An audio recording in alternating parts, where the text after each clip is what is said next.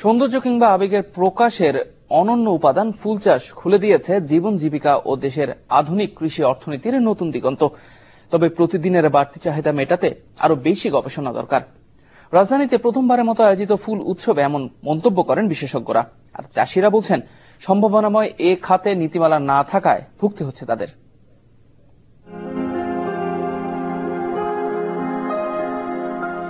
ফুল সৌন্দর্যের প্রতীক, আবেগ প্রকাশেরও কি নয়? মন রাঙাতে কিংবা জীবন সাজাতে ফুলের জুড়িমেলা ভার।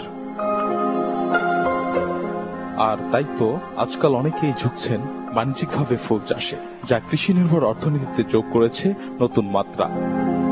দেশে ফুল চাষে জড়িত প্রায় 16,000 কৃষক। তাদের উৎপাদিত বাহারি ফুলের পসরা বসে প্রতিদিনই।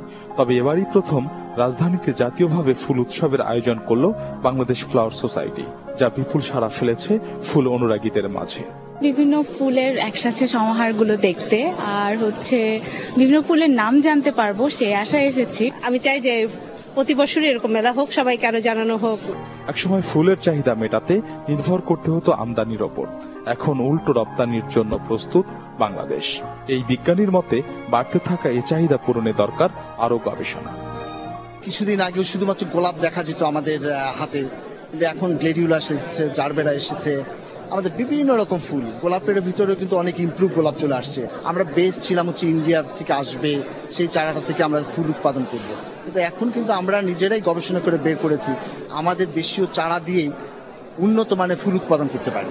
বাংলাদেশ ফ্লাওয়ার সোসাইটির তথ্য বলছে, দেশে ফুল চাষ হয় প্রায় 10,000 হেক্টর জমিতে। সম্ভাবনা থাকা সত্ত্বেও নানা সমস্যার কারণে তা কাজে লাগানো যাচ্ছে না।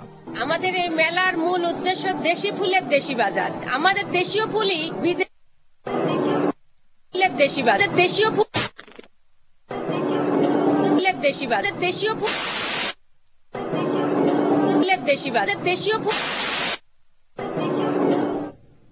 দর্শক, নিউটন ডাটা বিজনেস 24 এখনকার আয়োজনে এতটুকুই। সাথে থাকার জন্য ধন্যবাদ সবাইকে।